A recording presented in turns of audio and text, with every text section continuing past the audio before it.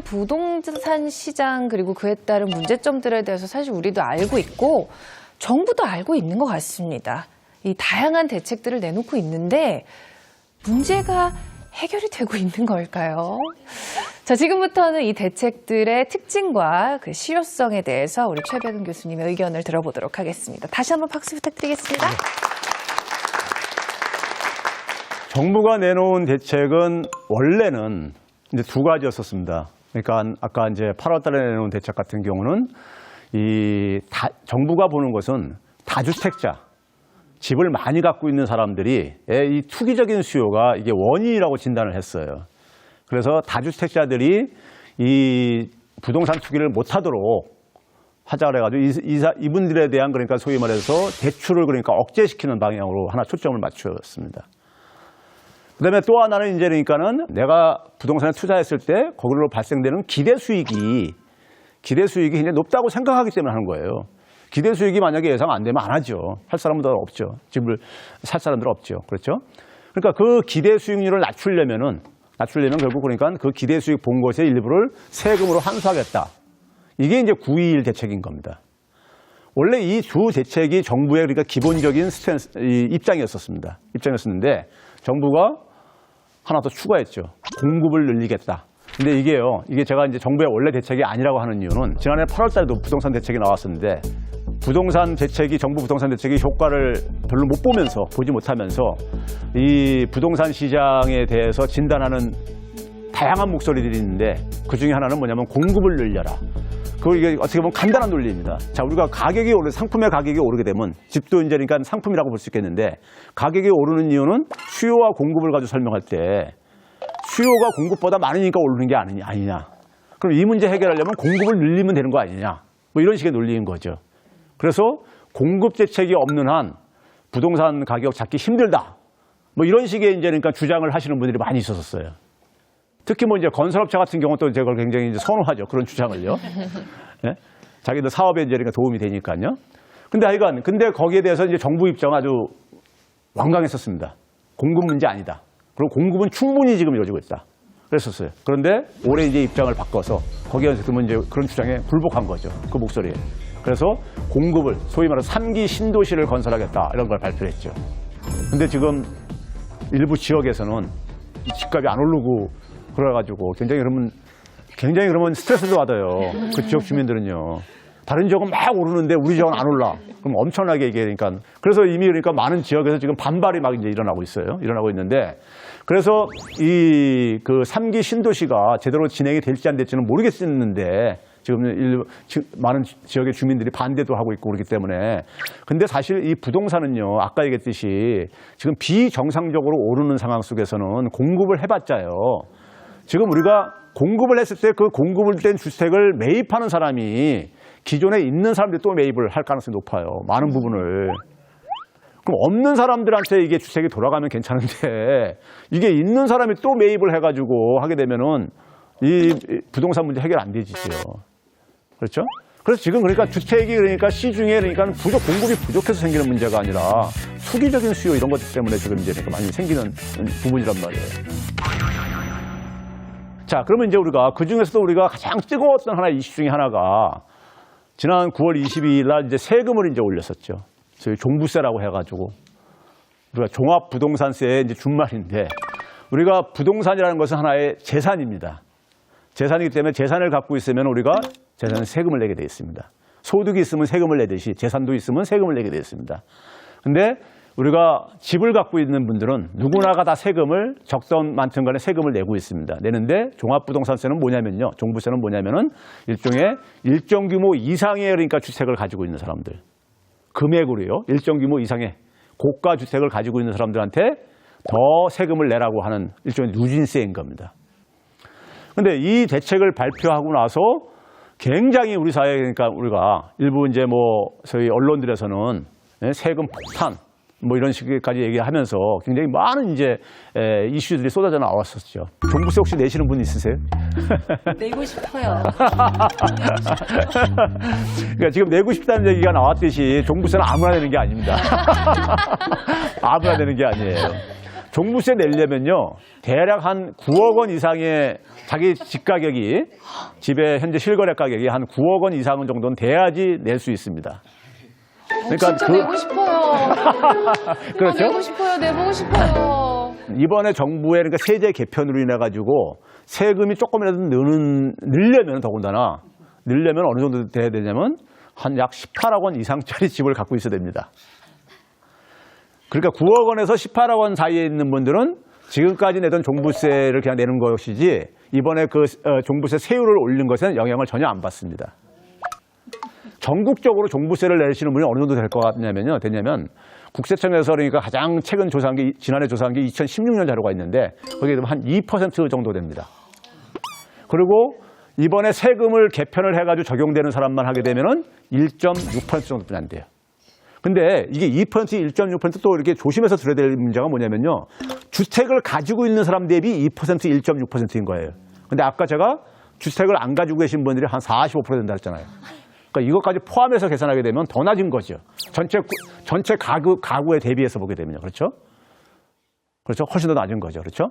거기다가 이번에 이제 그러니까 세금 폭탄이라고 하는 얘기 중에 하나는 뭐냐면은 세율을 최고로 그러니까 종부세를 많이 내는 분들이 세율을 좀 올렸어요. 2.8%를 내던 게 최고 세율이었었는데 3.2%까지 올렸습니다. 그래가지고 이걸 그러니까 세금 폭탄으로 하겠는데, 이 3.2% 적용을 받으려면요, 그거 아무나 못합니다. 그건 진짜로 대단하신 분들인 것 같아요. 단독 주택을 하나 갖고 계신 분들은 한 181억 원 이상의 주택을 갖고 있어야 돼요. 181억 원 이상이에요. 그다음에 다주택자들이요. 뭐 예를 들어서 일반 뭐 3주택자 이상 같은 경우는 한 176억 원 이상의 자기 갖고 있는 주택의 금액이 그 정도 돼야 돼요. 그러니까 이분들이 여러분은 얼마 될 것 같아요, 대한민국에요? 84명뿐이 없습니다. 84명이나 네. 있어요? 네, 그러니까 뭐 예를 들어서 우리가 보게 되면 뭐 우리 흔히 얘기하는 S그룹에 그러니까 뭐 회장 같은 주택 같은 경우 그렇게 될 게 아니겠습니까요? 그렇죠? 그리고 뭐 우리 최근에 보게 되면은 뭐 그러니까 전국에 그러니까 주택을 그러니까 뭐 몇백 채 갖고 있는 사람들이 그렇게 나오고 그러잖아요. 그런 사람들이 거기에 해당되겠죠. 근데 이분들은 거의 그러니까 우리가 일반 국민들하고는 거의 예외적인 세계에 살고 계신 분들이잖아요. 그러니까 일반 국민들하고는 거의 관계가 없는 얘기예요. 그러니까요. 얘기란 말이에요. 그러니까 아까 얘기했듯이 18억 원 이상 되는 그 구간, 제일 처음에 적용되는 구간에 있는 분들이 세금이 어느 정도 늘었는지 아세요? 1년에 10만 원 늘었습니다. 이제 새로 바뀐 법에 의해서 내는 게 한 10만 원 정도 더 내는 거예요. 네? 그 18억 원짜리 아파트 갖고 있는 건 쉽지 않은데 그분들이 내는 부담이 한 1년에 한 10만 원 더 낸다 이거예요. 근데 그걸 가지고 그러니까 일부 신문에서는 어떤 기사까지 썼냐면요. 뭐 그러니까 자기가 대출을 받고 있는데 대출 내가지고 세금도 내게 될 생각이 나는데 10만 원 세금 내기 위해서 대출 받는 사람이 어디 있습니까? 너무 이제 과장을 해가지고 막 이렇게 하고 있는데, 담배 한 갑이 어느 정도 가격이 됩니까? 한 4,500원 뭐 이렇게 되죠. 근데 세금이 거기가 어느 정도 되는지 아세요 혹시요? 4,500원 중에서요? 3,300원이 넘습니다. 그러니까 담배 한 갑을 그러니까 매일 한 갑씩 피시는 분들, 우리 예를 들면 365일 동안 365갑을 피게 되면요, 어느 정도 1년에 세금을 내는 거냐면은 120 한 몇만 원 정도 내요. 그러니까 나도 이 정도 내고 있는데, 나도 이 정도 이제 껌값처럼 내고 있다 세금을. 근데 뭐 10만 원 가지고 이렇게 엄살을 피우냐 뭐 이런 식의 이제 그러니까 이제 얘기를 한 거예요. 그런 점에서 지금 정부의 부동산 대책은 보게 되면요, 이게 보게 되면 제가 이런 식으로 표현합니다. 두더지 잡기 게임식이다. 두더지 잡기 게임 아시죠? 두더지 한번 튀어나오면 이렇게 때려서 이렇게 가는 거예요. 근데 이게 튀어나온 거 때려잡는다고 해서 안 튀어나오는 게 아니잖아요. 옆에서 또 튀어나와요. 이걸 구멍을 다 콘크리트로 다 메꿔버리지 않는 상에는 두더지 잡기 게임식으로는 두더지 못 잡는다. 이거 못 잡는다. 소탕을 못 한다. 이렇게 표현을 했는데, 그러니까 그런 대책으로를 하는 것은 정부가, 사실 정부도 알아요. 그 대책이 그러니까 효과가 오래 못 간다는 것을. 왜 그러겠습니까? 정부가 여러분들 사용할 때 용어를 한번 가만히 한번 생각을 해보세요. 뭐라고 쓰냐면요, 부동산 시장 안정화 대책이라는 표현을 씁니다. 안정화라는 말에 거기에 비밀이 다 숨겨 있습니다. 저는 이게 부동산 시장 안정화가 아니라 정상화시키는 것이고, 정상화는 뭐냐면은 지금 가격이 비정상적으로 높으면은 끌어내릴 것도 감내를 해야 된다 이거예요. 내리는 것도 그러니까요. 그러면 왜 정부가 안정화를 가느냐? 안정화라는 표현을 쓰냐? 정부가 안정화라는 것은 뭐냐면 집값이 올라가는 것, 지나치게 올라가는 것을 그러니까 원치 않는 것뿐이지 집값이 떨어지는 것도 원치 않는 거예요.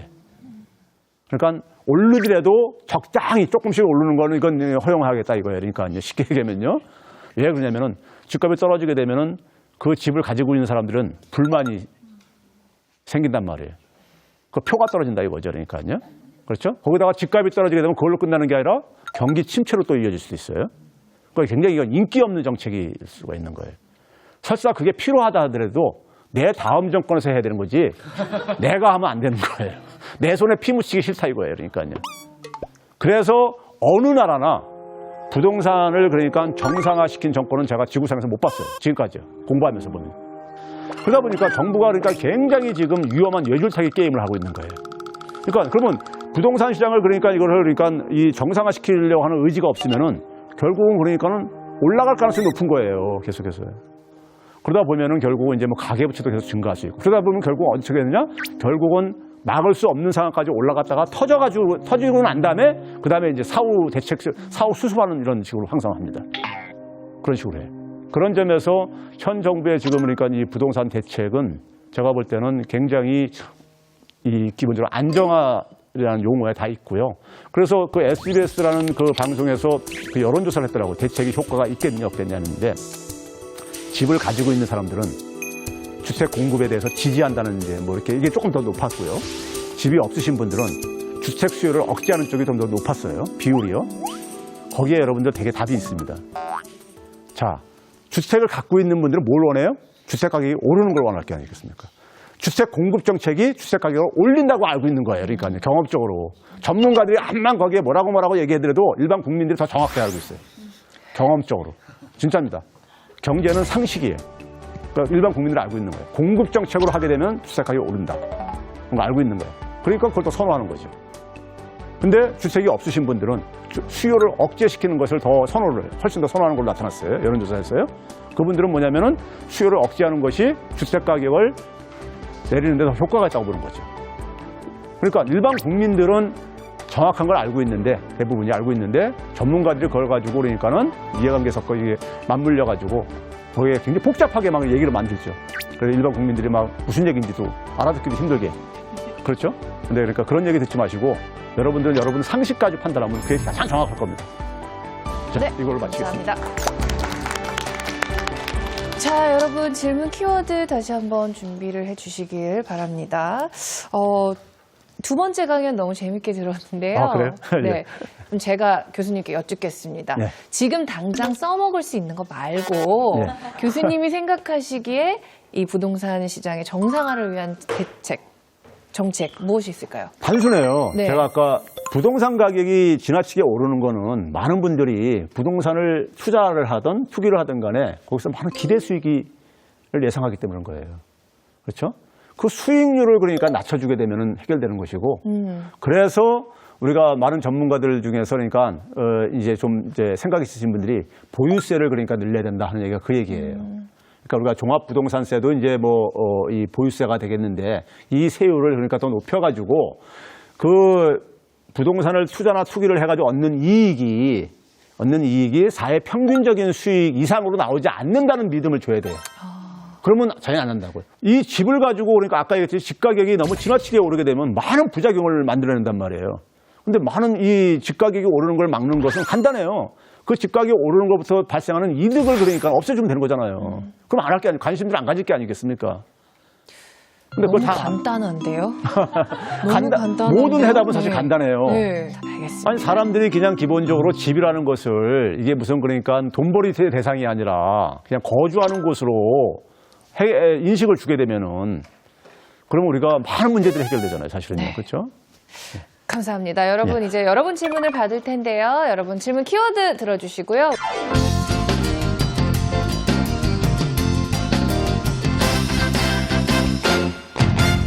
언론에 상반된 지적했는데 이게 무슨 의미인지 궁금해서. 감사합니다. 잘 들었습니다. 언론에서 이렇게 상반된 지적을 하고 있습니다. 거래세를 낮추라는 지적도 있고, 하지만 그 교수님의 말씀을 듣자 하니 보유세가 거래세를 건들 만큼 이제 높지 않다는 게 이제 주장이시기 때문에 이에 대해서 어떤 방향으로 봐야 할지 여쭤보겠습니다. 저는 우리가 부동산 투자를 해가지고 보는 이득은 이제 그러니까 두 군데서 발생할 수가 있어요. 하나는 뭐냐면 우리가 나중에 처분해가지고 그러니까는 자기가 샀을 때보다 팔았을 때 그 가격 차익을 가지고 이제 우리가 이익이 생길 수가 있는 게 하나 있고요. 그게 거기에 대한 세금이 양도소득세입니다.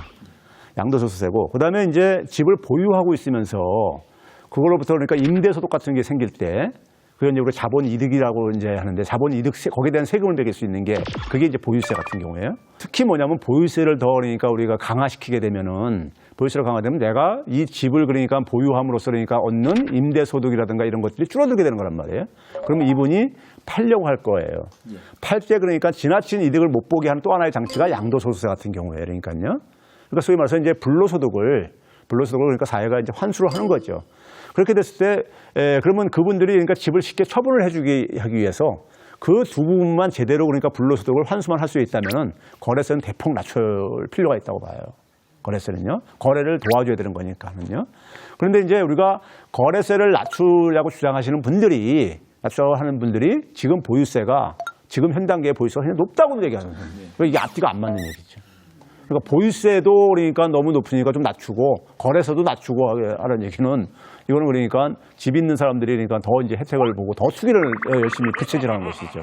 다시 강연을 듣고 생각을 해보니까 정부가 오히려 그걸 막 바란 건 아닐까라는 생각이 들더라고요. 실제적으로는 보통 사람들의 집값에는 크게 영향을 안 주면서 심리적으로는 뭔가 부동산 대책을 했다 또는 부동산을 약간 억제하려는 심리적인 효과만 줄 수 있는 약간 그런 두 가지를 노린 게 아닌가라는 생각이 들 정도로 박세훈 씨가 얘기하는 이제 그런 부분을 이제 제가 동의하는 거는 정부 입장 속에서 그러니까 그 정책을 위반하는 분들이 거기에 이해관계가 있다 보면 아무래도 우리가 주저주저 할 수밖에 없어요. 사람이기 때문에. 그렇죠?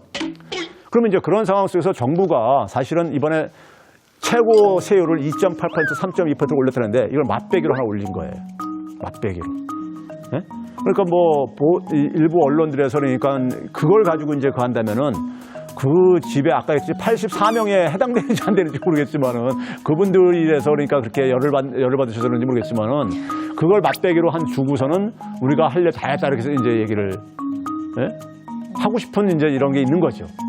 국민들한테 그러니까 이렇게 해가지고 우리 이렇게 노력을 했다 이렇게 하고 싶은 것들도 있는 거죠, 사실은. 네, 알겠습니다. 다시 한번 질문 키워드 들어주시고요. 저기 뒤에 선생님이 요즘 이제 이슈 중에 하나이니까 기준금리라는 걸 제기했기 때문에.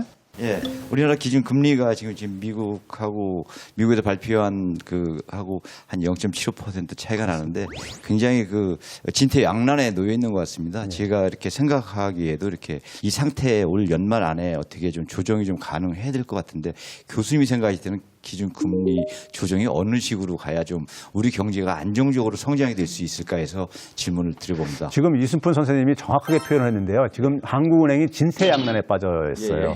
올리지도 못하고 내리지도 못하는 이런 상황에 빠져 있는데, 근데 저는 이 인상을 강요받고 있는 형국이다 지금 이렇게 보고 있습니다.